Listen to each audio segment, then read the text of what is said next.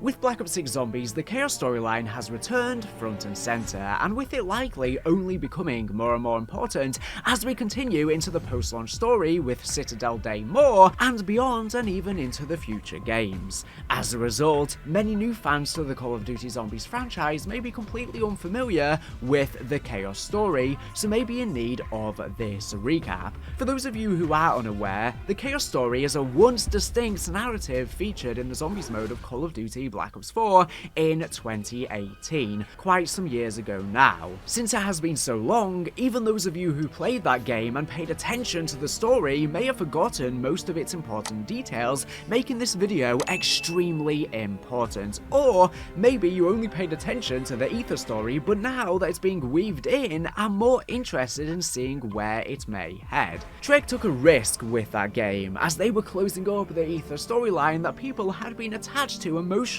for over 10 years, whilst also simultaneously trying to introduce a brand new story to fans. Whilst I understand why they attempted to do this, as they needed Zombies to continue post Black Ops 4, in hindsight I think it was overkill and people couldn't focus on two stories at once. It was just too much, especially when this new story was supposedly completely separate to the original Zombie storyline from all previous Trek Zombies games, World at War to Black Ops 3. As a result, the Chaos story came to a climactic halt in spring 2019 when it abruptly ended on Ancient Evil, the second DLC map to release for that game, left on a cliffhanger with a ton of loose ends, with the final two Zombies maps being dedicated to closing up the Aether story. It is rumoured that 2 more Chaos maps were planned for the game, but they never saw the light of day, and Trek reverted to a more scientific, grounded approach to their storytelling from Black Ops Cold War onwards, as opposed to the more out there, fantasy mythological style of the Chaos story. That is, until recently, where the fantasy and science are now colliding in the Dark Aether story, and Treyarch may finally get a chance to finish up what they always intended with the Chaos story, now part of this new but connected story.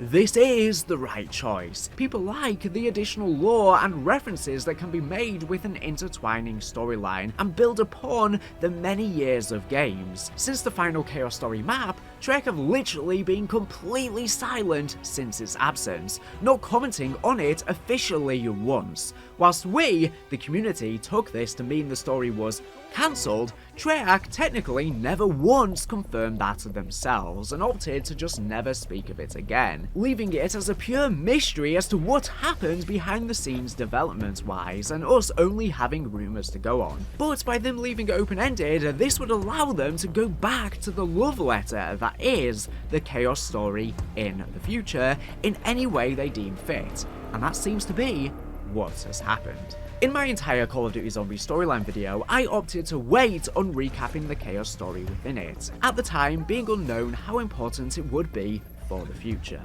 But bam! Straight away on launch with Terminus, we now know it is a very important through line. Liberty Falls even has "Have faith in chaos" written in blood. Beyond what the in-lore implications for this may be, which I'll delve into in the future, metaphysically, it's Trek telling us to have faith in this story after we didn't before. As, to be honest, once we approached Ancient Evil, that's when the story got very good, with Medusa being introduced. And it seems where it was meant to head from there would have been gripping for us fans. It just took a while to get to that point. And at the time, we didn't have faith in where it was going to head, which in hindsight some of us regret. With that being said, we can now dive into the entire Chaos storyline.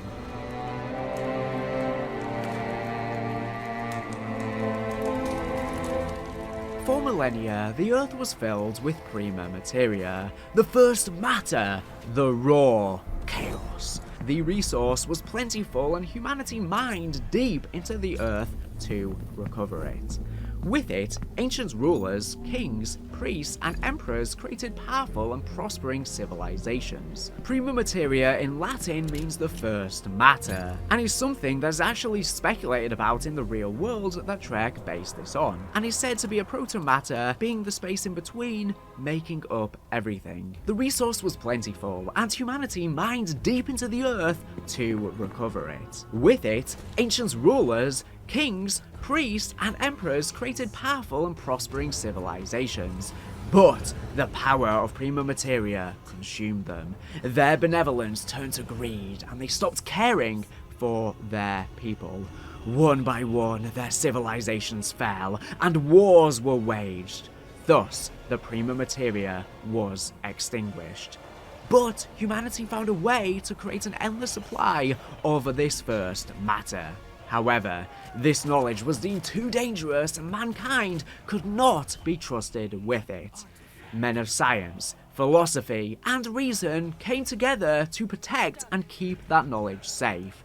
They were known as the Nine. Their collection of knowledge grew as humankind progressed. Each new discovery made was secured by the Nine to preserve it from humanity. Over the centuries, their collection became legend, but the Nine were mortals, and, as such, were affected by their thoughts and beliefs. Once, they decided to release their knowledge to the world as a beacon of humanity's intelligence and potential. This release brought about fierce wars, so the Nine took their knowledge and hid it once again from humankind. But they believed that amongst all humanity, some people were worthy of their knowledge. As a result, they came to create these Sentinel artifacts based around the different mythologies known to humankind. Sometime after the 2nd century BC, Perseus arrived in Delphi with his men and his mount, Pegasus. Pegasus met with Pythia and gave her his demands, activating a Sentinel artifact to prove himself worthy of taking his father's throne on Mount Olympus. When the Pythia refused, auguring disaster, Pegasus had her 2 sisters detained. Fearing for their lives, the Pythia activated the Sentinel trial before being locked to her chair by Perseus. At first, she helped Perseus and his men, but as the months went by, she stopped helping them. After the Pythia's sisters tried to escape, Perseus had them beheaded.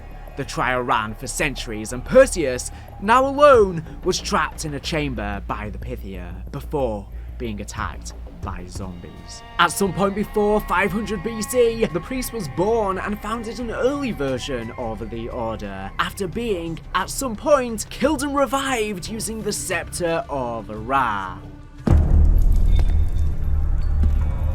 I know you are afraid, my child, but you must have faith. Your fear is only a product of your imagination. Prove that you are worthy. Do it. This is your path to true enlightenment.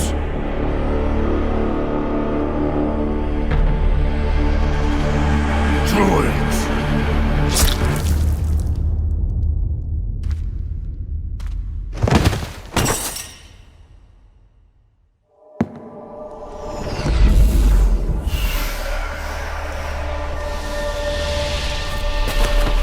The door between life and death swings both ways.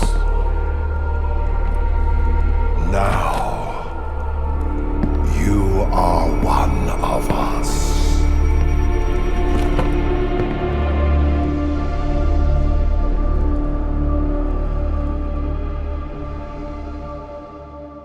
This allows the High Priest to have an extended life, surviving through thousands of years of history. Using a Colosseum in Roman-occupied Egypt, the High Priest used enslaved gladiators in an attempt to complete the trial and access the location of the Library of the Nine, without putting himself or other members of the Order in danger, the location being the Temple of Poseidon. Sometime in 500 BC, during one of the many attempts to complete the trial, a group of contestants managed to complete the trial. During the second half of the 19th century, Alistair Rhodes, a wealthy British adventurer, bought a country estate in Hampshire, England, after he learnt about Druid ruins on the land and renamed it Rhodes Manor. At the end of the century, Alistair brought his young daughter, Scarlett, to London's Natural History Museum, where he asked her to watch for anybody observing them while he was looking for an item, a black rock glistening with diamonds. Unfortunately, policemen arrived and Alistair was arrested. Scarlett was separated from her father and grew up with relatives, in care homes or amongst nuns. She did not see her father again for the next 15 years. In 1909, hundreds of dissident members of the Rosicrucian Order in England created a new cult under the leadership of the High Priest of Chaos. This iteration of the order had noticeably much less members than the 1 years prior. The goal of this new order was to force humankind to evolve by acquiring the Sentinel artifacts and accessing the knowledge of the Nine. Alistair, who has learned about this new order and judged their intentions as nefarious, started his journey to access the knowledge of the Nine and empower humanity with it. The following year, in September 1910, Alistair travelled to Morocco to meet Bruno Delacroix, a former enforcer of a criminal gang in the Paris underworld who joined the French Foreign Legion after he had attempted to assassinate Michel Depardieu, a rival gang boss, but inadvertently killed the latter's child.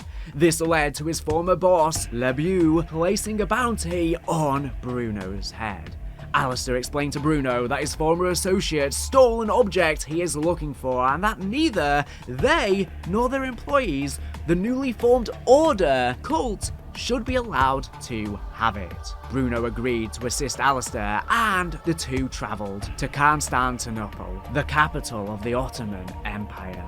They ambushed the convoy and stole a large wooden box before driving to the Basilica Cistern, with the rest of the criminal gang hunting them. After arriving at the cistern, Alistair reveals that the wooden box contained the object he was looking for, the Scepter of Ra. Alistair needed the scepter to reveal a map hidden inside the cistern, pointing to the Angkor Wat in the French protectorate of Cambodia. Unfortunately for the duo, the gang found them and Lebeau ordered the members to storm the cistern to get the scepter back before their employers. The Order arrived. Bruno managed to kill the gang members, but Alistair was captured by the Lebeau. Bruno rushed to Lebeau to save Alistair and took several bullets in the chest, but managed to crush his skull with his bare hand, killing him. Bruno succumbed to his injuries, only to be revived by Alistair with the Scepter of Ra. This is the power of Prima Materia, allowing the dead to come back, which is very important for its reintroduction. Breathing again, Bruno swore to help Alistair whenever he needed him. Only one gang member survived the encounter.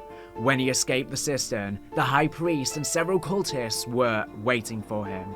After learning that the Scepter of Ra had been stolen from the gang, the High Priest and the cultists stabbed him to death. Several months after the event, in March 1991, Alistair met with Stanton Shaw in the city of Siem Reap in the French protectorate of Cambodia. Shaw was a close friend of Alistair's and a chemist who was so obsessed with his work that his wife left him and took their children with her. Alistair was trying to convince Shaw to help him on his journey when German soldiers captured Shaw. The German officer told Shaw that the containers they used, which Shaw had claimed would work perfectly, had leaked the poisonous gas they stored and killed 147 of his men. Shaw was saved from being executed thanks to Alistair, who promised to give the officer the greatest weapon the world had ever seen with the help of Shaw. they travelled to Angkor Wat, where Shaw decoded symbols on a wall and learned about the Prima Materia sealed behind it. The soldiers managed to enter the hidden room and found a small jar on an altar. Upon opening it, Prima Materia was released into the air and attacked the officer and the rest of the soldiers, turning them into zombies. Alistair and Shaw fled through the temple while being pursued by the zombies. While fleeing, Shaw managed to create an explosive powerful enough to collapse the tunnel after them. The explosion, however, was so powerful that a part of the temple collapsed, almost killing the duo. Later, they recalled what happened and Alistair confessed to Shaw he was never there for the Prima Materia and was glad that thanks to the explosion, the Order was denied any information about it. Alistair told Shaw that he would meet him again one day before leaving. Unbeknownst to Alistair, the High Priest was following him.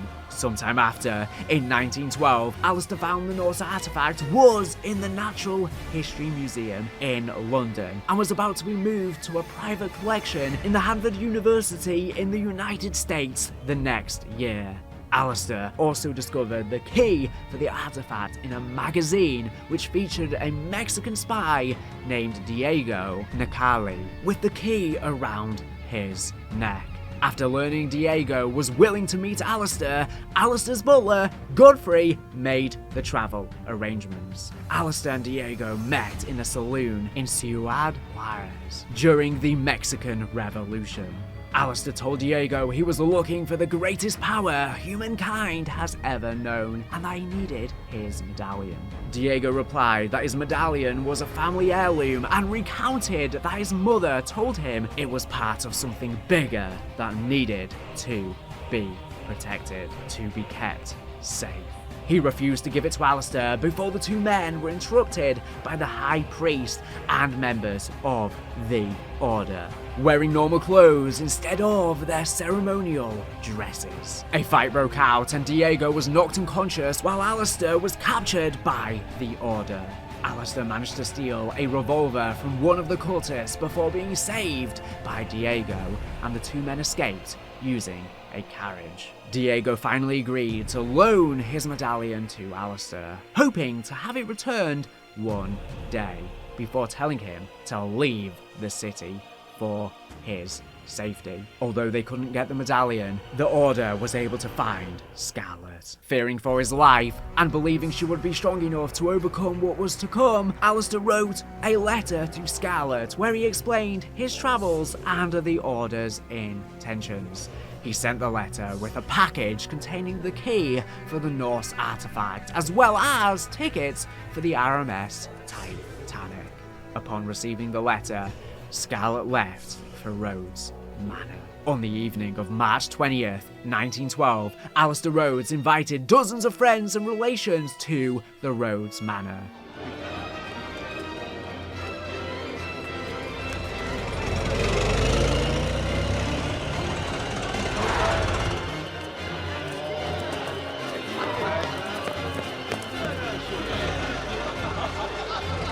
Join us for an unforgettable evening.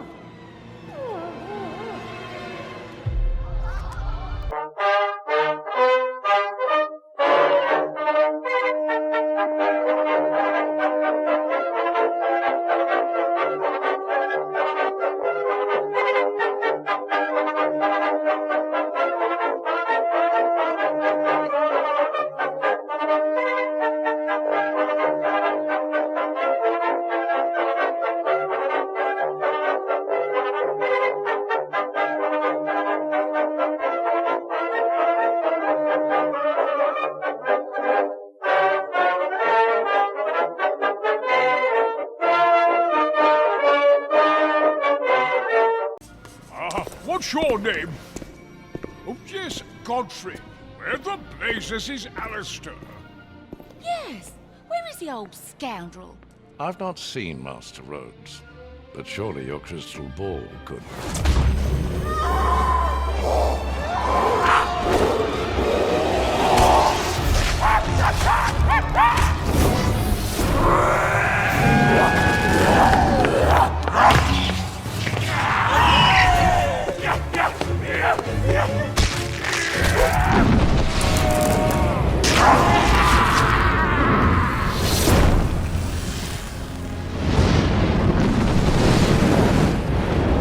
What in Lucifer's ball sack was that?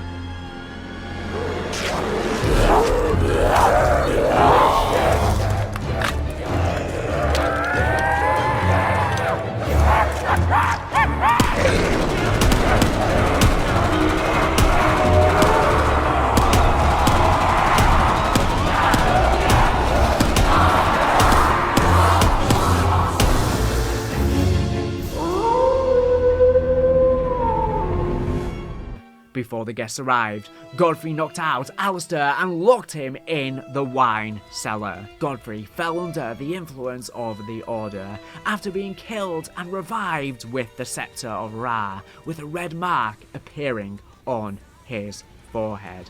During the party, Scarlet arrived at Rhodes Manor only to be fended off by Godfrey and pursued by the High Priest and his cultists into the forest nearby. Inside the manor, Godfrey, still under the influence of the Order, started drawing glyphs on the ground before being approached by some of Alistair's guests. Gideon Jones, Christina Fowler, and Jonathan Warwick.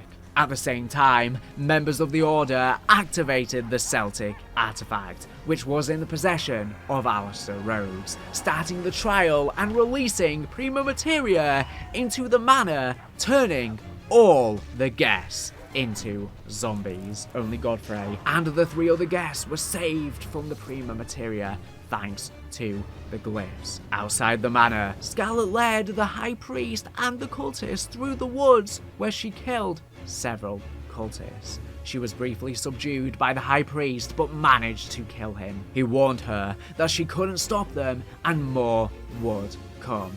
Scarlet entered Rose Manor only to find the guests, who had changed back to normal, were killed by the Order. She took a revolver and started looking for her father. I've seen some strange things in my time, but this takes the cake. Good thing you're better at shooting than fortune telling. Now where's the bar? I worked up a powerful thirst. Wait! Did you see that?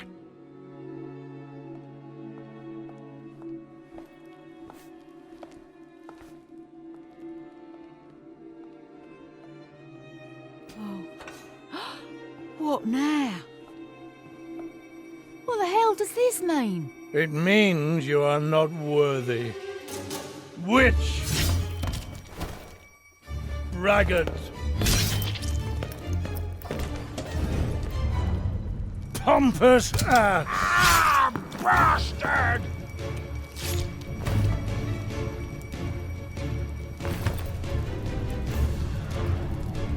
Ensure the prisoner completes his journey.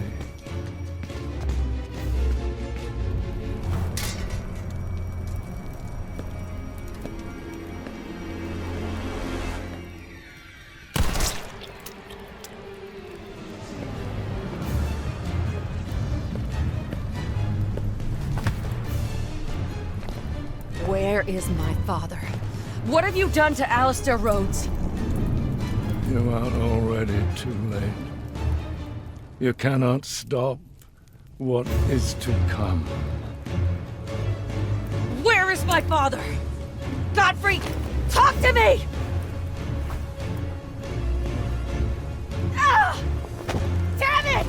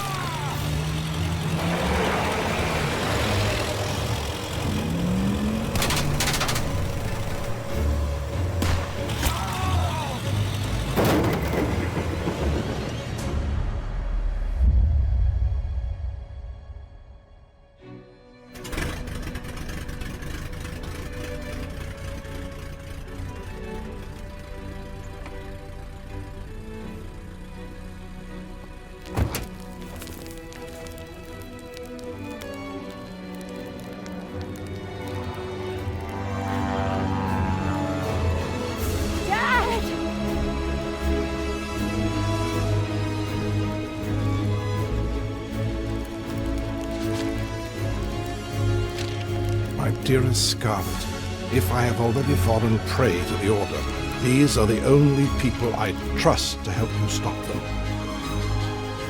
With the trial completed and the shadow werewolf killed, a vision of the Norse artifact appeared inside the manor. At the same time, the red mark appeared on Godfrey's forehead, and he killed Gideon, Christina, and Jonathan, calling them unworthy before ordering the rest of the cultists to load Alistair into a car and leave. Scarlet shot Godfrey in the back and asked him where Alistair Rhodes was.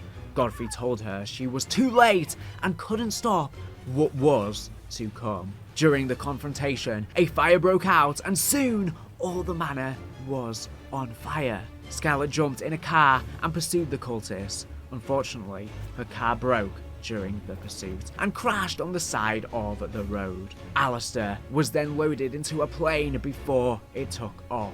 At some point after his kidnapping, the Order had brought Alistair to the ancient underground city of Delphi, where they encountered Medusa, who turned them into stone. In the following month, Scarlet contacted Bruno, Shanton Shaw, and Diego, as they were the only people her father trusted to help her.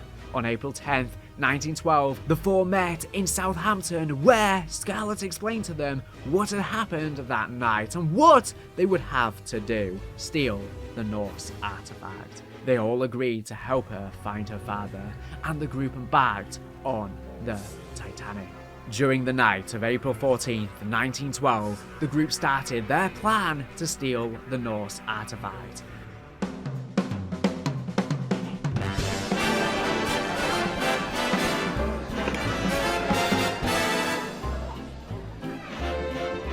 Lady McKendrick may be of a higher class than you are used to mixing with, huh? Ah, Bruno, my French friend. The lady will be so lost in my eyes and enthralled in my tales, she will not even notice when I make my move.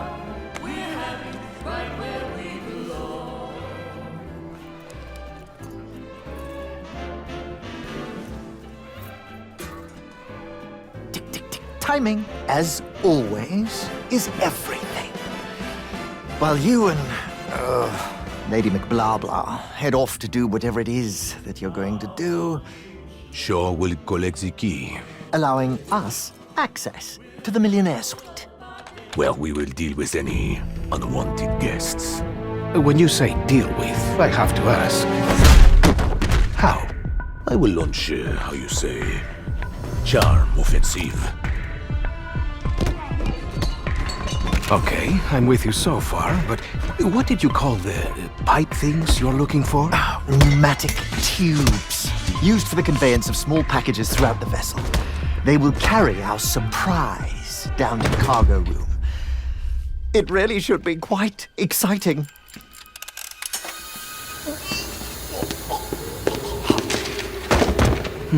And after the detonation? That's where I come in. Given that the artifact will be securely locked within the safe, dare I ask how you plan to get through 2 inches of solid steel? I've got just the thing.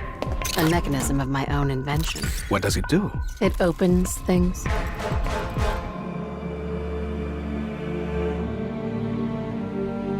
Now, obviously your father made some enemies during his travels. That's a pretty big understatement. If I may interject, I think you were about to ask if Miss Rhodes expected us to encounter any opposition. It's possible. Likely, even. What of the other valuables? Are we to secure them also? Just the artifact. We're not thieves. What are we then? All that stands between humanity and the forces of evil.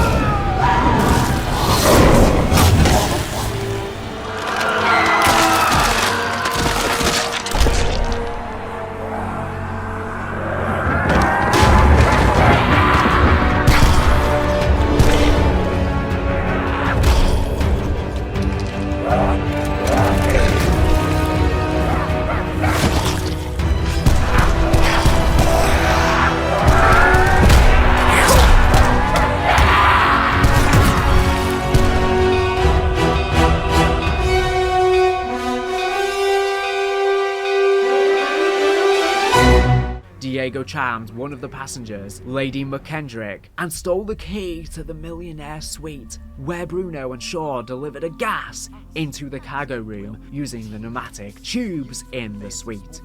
Once the guard was knocked out, Scarlet entered the room and, using a device of her own invention, opened the safe where the artifact was kept. The Odin artifact. Unfortunately, the plan didn't go as planned when a cultist, bearing the red mark on his forehead, stole the artifact from Scarlet and took the medallion. While trying to flee, he was stopped by Bruno, Shaw, and Diego, who regrouped with Scarlet. Surrounded, the cultist activated the Norse artifact but was kicked out of the protective circle by Scarlet and turned into a zombie like the rest of the passengers and crew. Soon after, the Titanic struck a massive iceberg, allowing water to seep in. The team proceeded to complete the trial and beat the Eye of Malice and Despair.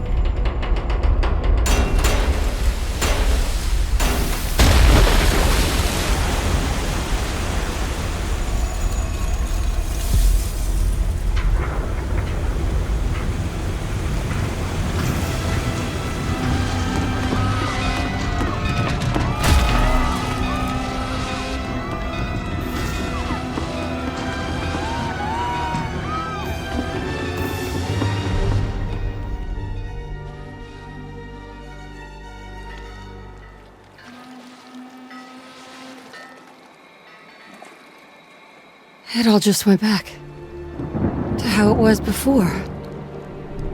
No one will ever know. That apparition. I've seen it before. I know where it is. Is it somewhere you've been? No. Only in books. But I do know its location. Greece. Delphi, to be specific. Then that's where we're going next. The bad guys are there. There's a good chance my father is too.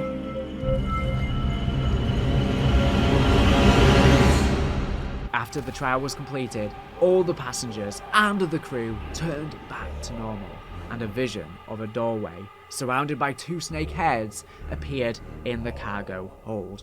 Soon after, the Titanic started sinking, and Scarlet, Bruno, Shaw, and Diego took a lifeboat. While they were waiting for rescue, Shaw recalled having seen the doorway before, only in books in Delphi. A red mark appeared on Bruno's forehead. In the following days, the team travelled to Delphi in the Kingdom of Greece and ventured into a cave where they found a sealed door. The voice of an oracle, the Pythia, invited them to breathe the vapours to find the knowledge they were seeking, but warned them it was not intended for mortal humans. You are travelers. You come seeking answers. Hear my voice. Heed my warning. The knowledge you seek was not intended for mortal man. Breathe deeply.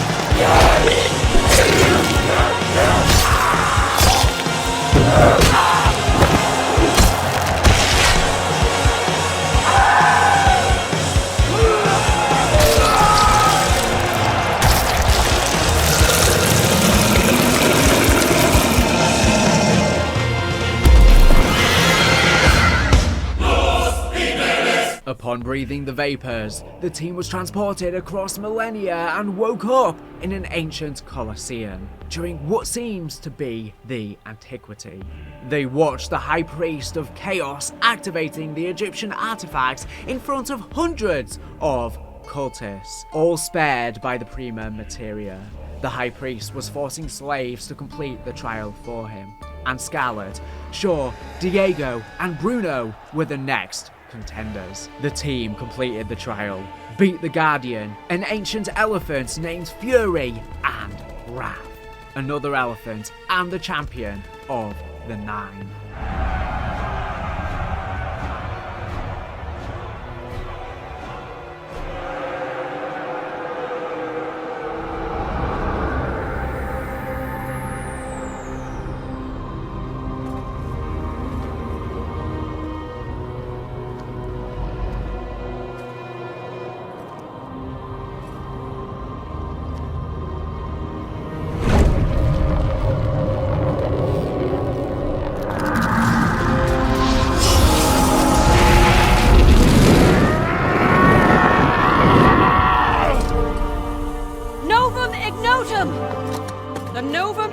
Proclamation dictates you must grant us clemency. You should not have knowledge of such texts.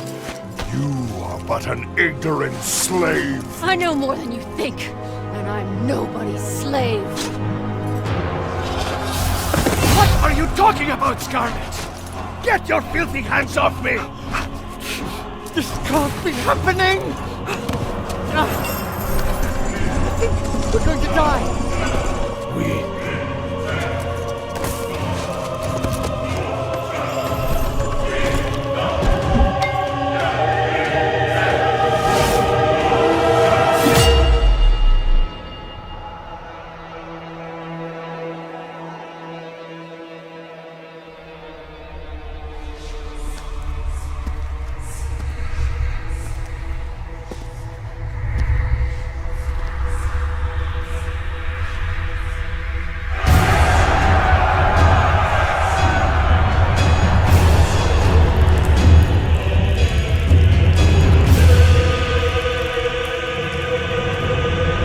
Once the trial was completed, a portal appeared with the word Poseidon. Upon reaching his hand into the portal, the High Priest was attacked by the Prima Materia, only to be saved by the glyphs under his mask. Scarlet ordered the High Priest to grant them clemency, as dictated by the Novum Ignotum proclamation, from Latin to English meaning a new unknown. But the High Priest ordered his cultists to behead them anyways. This caused them to wake up from this reincarnation.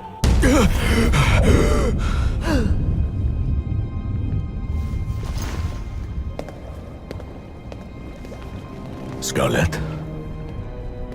Did you find what you were looking for?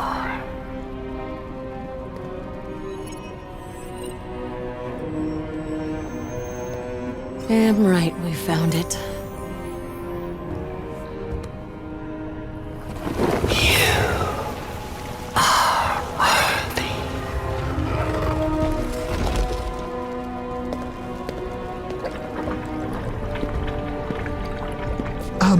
We may need this. After all, who knows where we're going?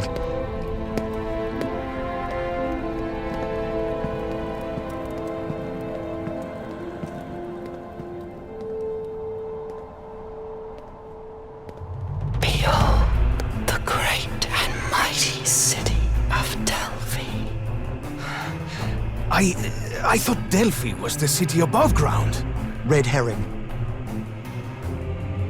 The one up there was a decoy intended to protect the real Delphi from its enemies.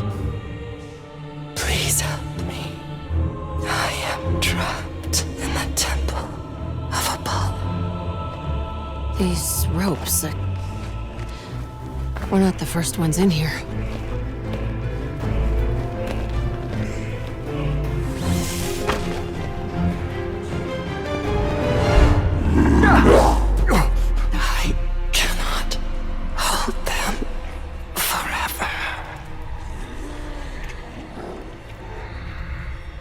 Let's take this nice and easy.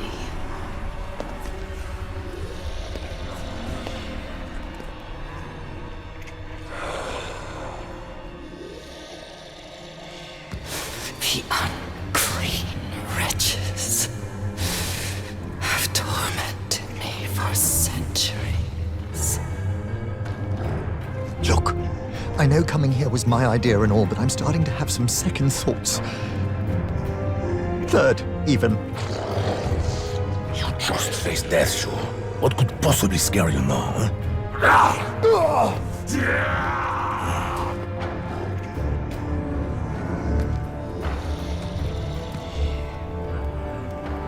Know thyself. I hope you know what you're doing, Scarlet.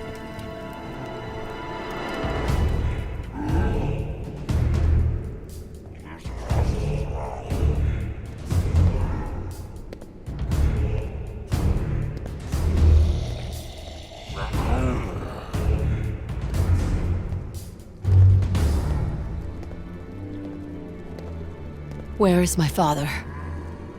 Where is Alistair Rhodes? Just like your father, I too am a prisoner. These bonds prevent me from freeing him. Please, I beg of you, set us free.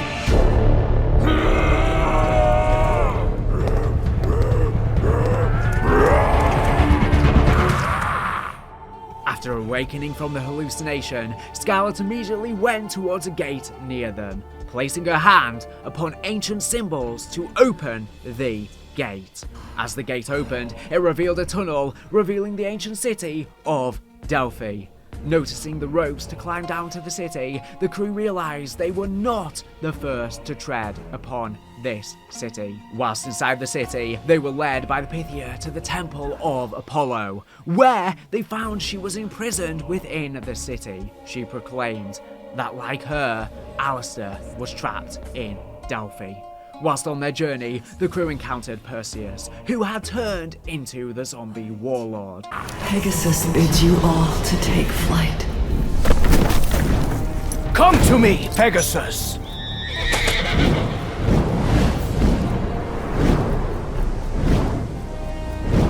This is a dream come true! For the horse. I am about to get very wet! Or worse!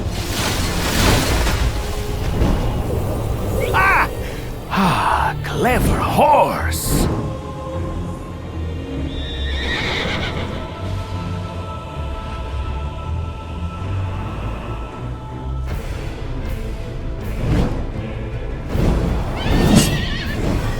Intruders! Tell the Pythia I will not be stopped! While examining some runes, Bruno was taken over by his dark self and killed Shaw. Shaw was subsequently revived by Bruno using the Scepter of Ra, allowing the Order to take control over him as well.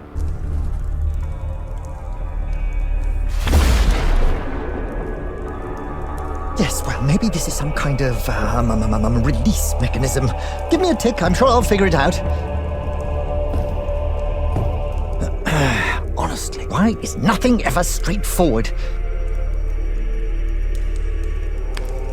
Oh, I think this might actually be progress. Oh, damn and blast it all! Stop resisting! He has to die! Now do it! Kill him, Bruno! Make him ours! Bruno? What are you doing? No! Please! Bruno!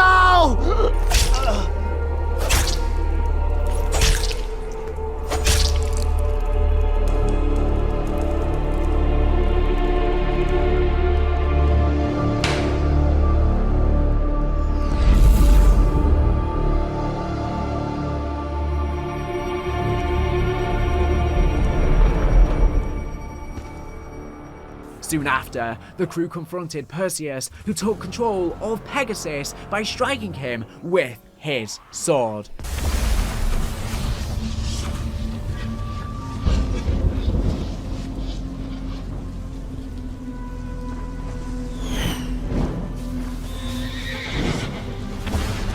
Mortal bonds! You have served your purpose!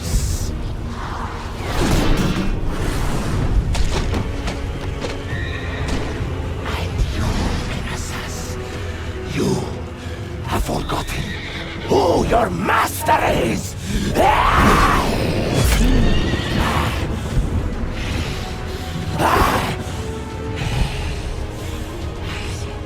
Rise, my steed!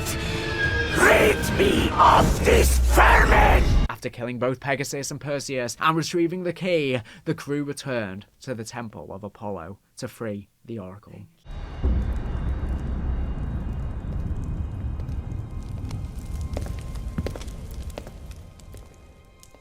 Thank you. But I fear it may be too late. If I die, they will return.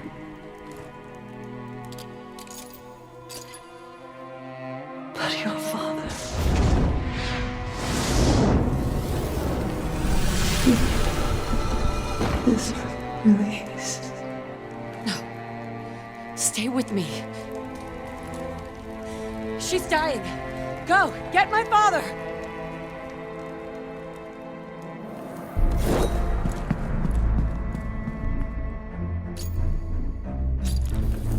Alistair!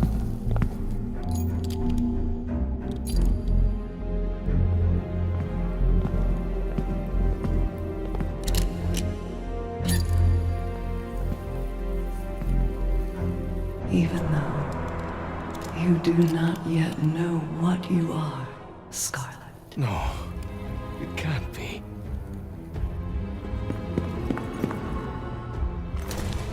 There is still so much that you can teach me.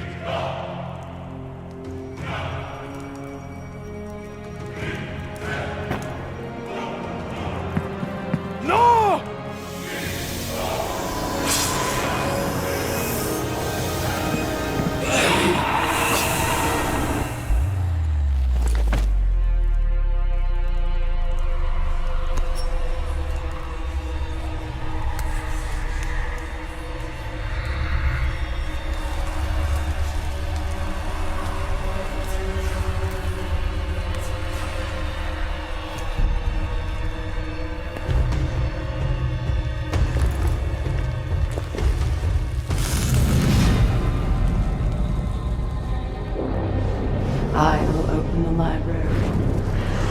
The world will be mine.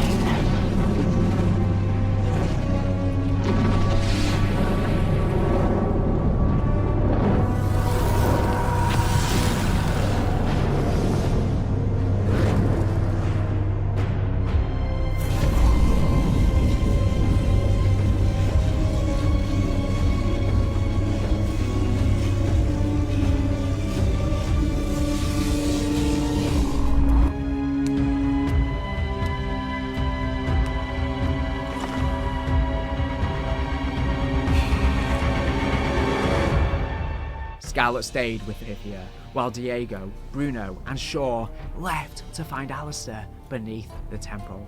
They discovered that Alistair, alongside several other members of the Order, were turned to stone. Diego realized the true intent of the Oracle and rushed to save Scarlet, but it was too late. As Scarlet freed the dying Oracle, she became mesmerized by the Pythia, which allowed her to gain knowledge of all modern history through a kiss, transferring that information. Diego confronted the Pythia, who revealed herself to actually be Medusa.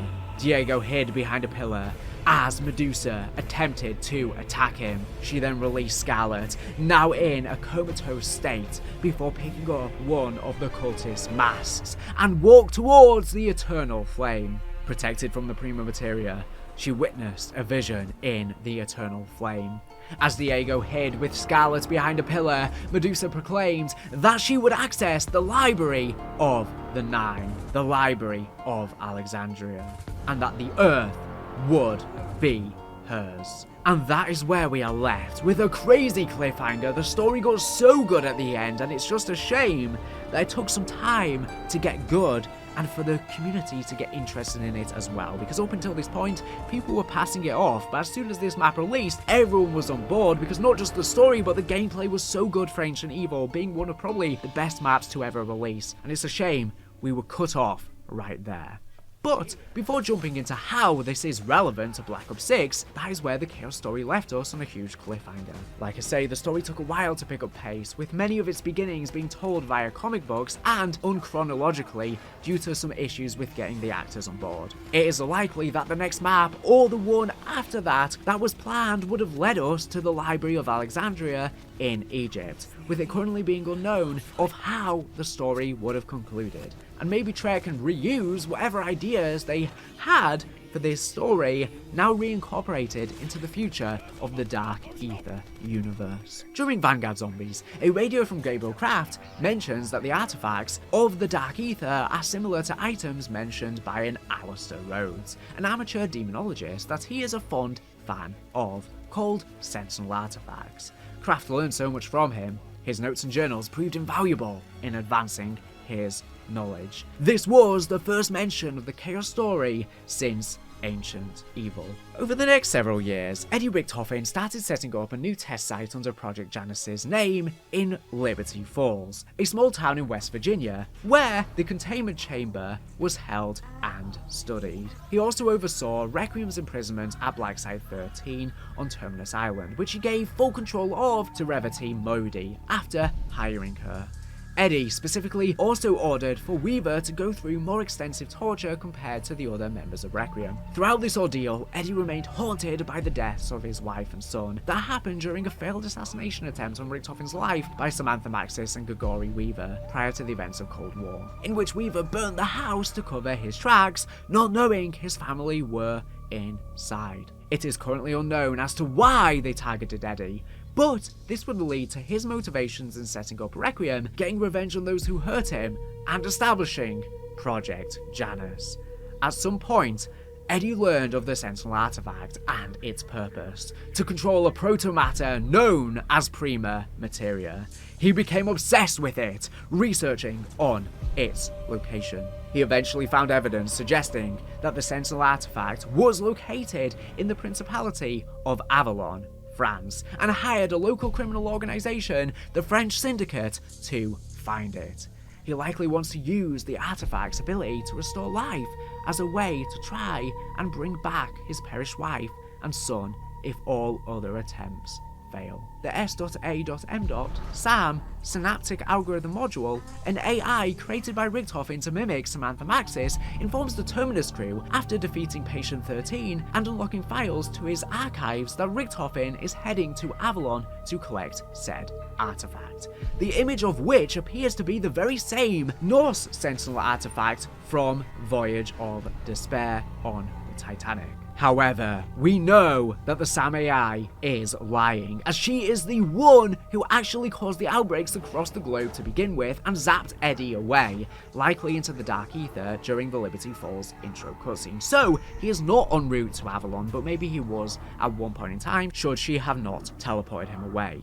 For this reason, she likely has her own nefarious goal and maybe even wants to use the Sentinel artifact for herself and zapped him away to get there before he could, and learned of it through him, or someone else that she might be doing her bidding for.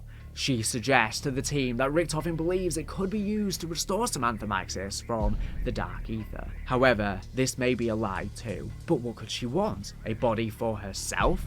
To get real Sam for her own goal? Working for some other nefarious entity or entities, such as the Shadowsmiths, or someone or something else? Strauss proclaims in this cutscene that this is just Boogie Tales and that he is a man of science, not witchcraft. I have scraped all Project Janus files classified Director's Eyes only. Richtofen is obsessed with an ancient relic called the Sentinel Artifact. He believes it has the ability to manipulate a form of protomatter called Prima Materia. You can't be serious. The term comes straight from medieval alchemy. Don't ask me to believe such horseshit. I am a man of science. As is Director Richtofen, Dr. Strauss. The artifact is believed to be somewhere in the Principality of Avalon. He hired a criminal organization, the French Syndicate, to find it. They are interrogating a man called Gabriel Kraft. Your former associate, Sergei Ravenov, now employed by the Syndicate, abducted him on the orders of his boss, Franco. I'm in. Enjoy your revenge, young lady. I'm not chasing after an old wives' tale. Oscar! We've all seen things that seemed impossible. And Richtofen is no fool. If he and Sam believe that this artifact can actually bring her back, we have to try. We can't give up on her. She never gave up on us. She's right. Let's see for ourselves if this Sentinel thing is the real deal. Agreed. But I still want to know where that bastard Richtofen is hiding. Unknown. He may be en route to Avalon to collect the artifact. Then let's find it before he does. Heads up, people. Helo's ready. But the storm's getting worse. We gotta go, now!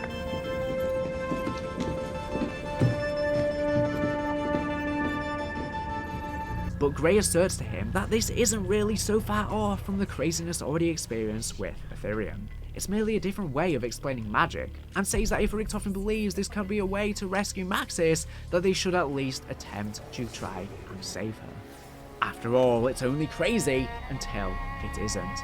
This shows that Treyarch will be using both ways to explain sci-fi and fantasy and blur the lines between the two. Now, on the next map we are heading to Citadelle Des Morts, this medieval castle in Avalon, France, to attempt and find this mythological artifact. We will likely encounter Kraft and Ravenov soon, as Kraft is very much aware of the Sentinel artifacts, as previously discussed, and could have even been the one to point Richtofen and the French Syndicate in the direction of it, as Ravenov has him captive for them. Potentially, Gabriel Kraft, upon discovering information from Alistair Rhodes on the Sentinel artifacts, uses a Sentinel artifact himself and or Prima Materia to unlock the power of extended life that we know it has the ability to, explaining why he is still alive in Black Ops 6 Zombies on Citadelle Des Morts, though he's keeping that information on the artifact close to his chest so Richtofen can't have it, because he already looked extremely old, somewhat in his 60s, in Vanguard Zombies. We are 40 years past then, in 1991, yet he is somehow still alive and even surviving beatings from Ravenov under instruction of the Syndicate. Richtofen offered millions to the Syndicate in order to try and extract the information on the Sentinel artifact from Kraft, but he's either not giving them the location of the artifact and or the key for it, which does seem to be the Odin artifact. He potentially used the power of Prima Materia to live longer, and Ravenov then in Modern Warfare 3 used the same magic or developed some kind of Ethereum technology to replicate it, but maybe this is where the introduction of extended life is first introduced to the characters, allowing essence and life force to be swapped out to allow him to live longer, which could be why they perish in a similar way to how Dr. Panos steals the essence of the Liberty Falls crew in order to allow him to come back to life, restoring restoring his soul to go back into the regular world after he seemingly perished and was then trapped as a soul in the Dark Aether. This castle may have even been used by the Societe Occult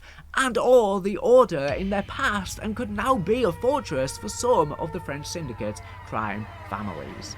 We are likely about to see a lot more rituals and fantasy elements than we are used to on this map, and I can't wait. It could even be a trial if we are successful in getting the Sentinel artifact, or we may not get it until a later map, still leading to the possibility of us activating it at some point. Or maybe, since we plan to be using it for a different purpose, something else will happen. We will learn that the SAM AI is lying to us at some point, and we know we end up failing to rescue the real Samantha, as the Requiem team end up dead in Urzikstan in 1996, potentially giving up their life essence for an unconfirmed reason at this point. But maybe it ties into activating a trial, and ties into the Sentinel artifact, and ties into their failed attempt to rescue Sam. Regardless, what does the Chaos Story reintroduction mean for the Dark Aether story? There are two possible options here.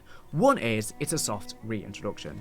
Many people have taken this to mean that the Chaos storyline is canon to the current Dark Aether story, but this may not be necessarily the case. When Kraft mentions Rhodes, he says he is an amateur demonologist, and that the Sentinel artifacts he wrote about were never found. This is a huge contrast to the Chaos storyline, where Alistair Rhodes is a world-famous archaeologist. This likely points to the idea that whilst there is an Alistair Rhodes in this dimension, we don't know how much of the supernatural elements exist in this story. Rhodes may be more of a nobody than he was in the Chaos story. The Chaos story could have instead just existed within the prior multiverse that was reset on Tag the Toten, without a real crossover to our current story, beyond artifacts and similar elements being introduced. And Treyarch may be taking ideas and themes from the Chaos story that were never really fleshed out and reusing them for the Dark Aether saga, such as entities from another dimension altering the course of human history, or a secret society in control of Western civilization. As well as we have seen red Dark Aether crystals that seem to resemble Prima Materia. Could this have been Prima Materia all along? As a result, we may potentially see familiar faces or even lore elements from the Chaos story return in the future, as we already have done, but they may become even more prevalent. If they go with this option, they can reintroduce similar themes without literally that entire story somehow having to fit with our current timeline. Yes, Jason Blundell did previously say Chaos is not all canon to Aether. Are the two stories connected in any way? Is it a clean break? They are not connected. They're not connected. They're not connected anyway. They are two separate stories completely. So no one believes me, by the way. No one believes me. I've said this out now multiple times. I even said it to your camera. I've said it multiple times. They are not connected. But with him leaving, I guess Treyarch have reevaluated this, and of course we're about to see more themes and elements from Chaos crop up in Black Ops 6 and beyond. The second possible option is that the amateur demonologist quote is just a mistake or oversight by Treyarch and isn't that important, and that actually the entire Chaos story has happened in this rebooted universe, and all of the Chaos story actually occurs in this new timeline. And in fact, if we look at the dates, things do kind of line up. Honestly, before we had the Terminus ending, I was leaning more towards the first idea that it just happened in the prior multiverse, but now I'm reassessing the dates and I'm thinking, wait, hold on, maybe the whole story actually exists in this story. Because on Tag the Toten, Nikolai collapsed the multiverse and banished all of Aether into the Dark Aether, creating a brand new universe that was meant to be free from corruption. However, we know that of course that didn't end up being the case. Samantha and Eddie were the only two to walk through into this new universe. It is possible that only in this rebooted universe did the Chaos story events occur, and years prior to the Vanguard and Cold War stories, this all played out, meaning the Dark Aether story would actually extend back into the ancient times, including the Chaos events, and this could line up, as the last we saw of the Chaos story was in the 1910s, whilst the first we hear of the Dark Aether story is in the 1920s, and as we know, the Societe Occult from Vanguard suffered an unknown catastrophe in the 1920s that caused them to scatter the tome pages and go into hiding. Whilst we don't have a confirmed date for Ancient Evil, it takes place sometime after April 15th, 1912, which isn't too far out from the 1920s, meaning that whatever story Trek initially had planned to succeed this map could have actually spanned into the early 1920s, and whatever happened, or they planned to happen, on these unreleased maps could be the catastrophe they suffered, and maybe now they will just be presented via intel as opposed to us actually playing them, unless they go back in time in a future game. to re-explore that untold story. Furthermore, this could mean the Societe Occult could actually be one and the same as the Order from the Chaos story, or at least be related or act similarly, or the Societe Occult and all the Order's descendants could even make up some or even all of the French crime families. And this makes complete sense actually. The Order and the Societe Occult were made up and situated mainly from France. They were made up of high powerful people and priesthoods, both of which share so many similarities, and it really does make sense that they are one and the same, or at least some of their members can be one and the same, and they are just different names for them, or even the Societe Occult could just be a sub-faction of the Order, and it again makes total sense that this French crime family, the French Syndicate, at least some of those families could be the descendants of the Societe Occult and or Order. Things just seem to line up too perfectly here, and like I say, that event in the 1920s could very well be us defeating the Order that was supposed to happen after Ancient Evil. I wonder if maybe, if the Chaos story was allowed to continue in Black Ops 4, if the plan all along could have even been a shocking twist that the rebooted Dark Aether universe and Aether ending could have actually led into the Chaos story, with Eddie and Sam walking through. This was even an old theory people had, that the Aether story would end leading into the Chaos story. After all, the Aether story was all about order and chaos. Jason Blundell said Aether and Chaos are not connected and are separate. However, the Dark Aether story, while related, is technically a separate story too, so this could still be in line with his words and technically not a lie. Of course, they never ended up utilizing this, but maybe they can and are now. Regardless of how canon Chaos is, and if it occurred in the prior multiverse, or if all of the events happened in the new universe, Prima Materia's introduction to the story is very important because it seems to be distinct from Ethereum, with us having three important known elements: Element 115, Ethereum, and Prima Materia. Whilst it could be explained that these are all different types of the same or similar substance, for now we will treat them separately. And this means that at the beginning of creation of the universe, all three elements may have been present. With Prima Materia being described as the first element, this means that this element would have even come before Element 115 and Ethereum themselves, unless Prima Materia is only the first element and the first creation of this new rebooted universe, and maybe it didn't exist in the prior multiverse. Maybe it's actually the material that created the new universe thanks to Nikolai with the Agathan device. That's another possibility. Either it's existed since the beginning of the multiverse with Monty and the Shadow Man, the Keepers and Apothecons, or was actually what was used to create this new universe. Regardless, this means that Dark Aether entities may have been using all of these elements for magic, power, and experiments for millennia, since the beginning of time itself, with the Keepers and Apothecons even being aware of them. It also means that the mythological gods of the Chaos story can now be interpreted as merely just being Dark Aether Old Ones, such as Medusa, similar to Vanguard, and the beings from World War II Zombies could even be reinterpreted in this way. Regardless, I will be making a separate video soon, delving deeper into how canon the Chaos story events may be to the Dark Aether story, and all of the implications this may have. I just touched on some of the very basics here to close it out, as this video's focus was more on a recap of the story. I'll link that video in the description and on screen once it is released. When I do my big updated entire Call of Duty Zombie story video, I will include the Chaos story too, now that it's definitely a major integral role, and hopefully during Black Ops 6's life cycle, Treyarch will give us precise information on just how much is canon, and I'll update any future Chaos tie-ins in the future too. Of course, depending on what they confirm, will depend on whether I have the Chaos story in the Aether section or the Dark Aether section of my full story video. Now, with the Chaos story being reintroduced, in future spin-off games, maybe Treyarch could even go back to the past and, like I say, wrap up the conclusion to the Chaos story after Ancient Evil that they had planned now or even beyond Black Ops 4. Now that there are more eyes on it and it's connected to the Dark Aether story, people seem to be more interested in it than initially. So I'm very excited to see how Treyarch pull all of this off, and if they do want to have a full Chaos story game in the future, I think that would be amazing. We're getting next year, COD 2025, a full original crew game, and then maybe they could go back to Chaos after that. We will see. To conclude, I want to give a big thank you to the Call of Duty wiki that I'll have linked below that provided a very nice and concise summary of the Chaos story that I used for this video. It was very helpful indeed. But without further ado, that has been the full Chaos story, and definitely subscribe if you want to see more zombie storyline videos like this, because I have plenty of lore videos coming up, so you don't want to miss them out. And also let me know in the comments if there are any topics you're confused about that you want me to tackle in the future. Thank you for watching the video. Make sure to subscribe if you're not here for the latest and greatest Call of Duty news and information. So anyways, thank you for watching, and bye.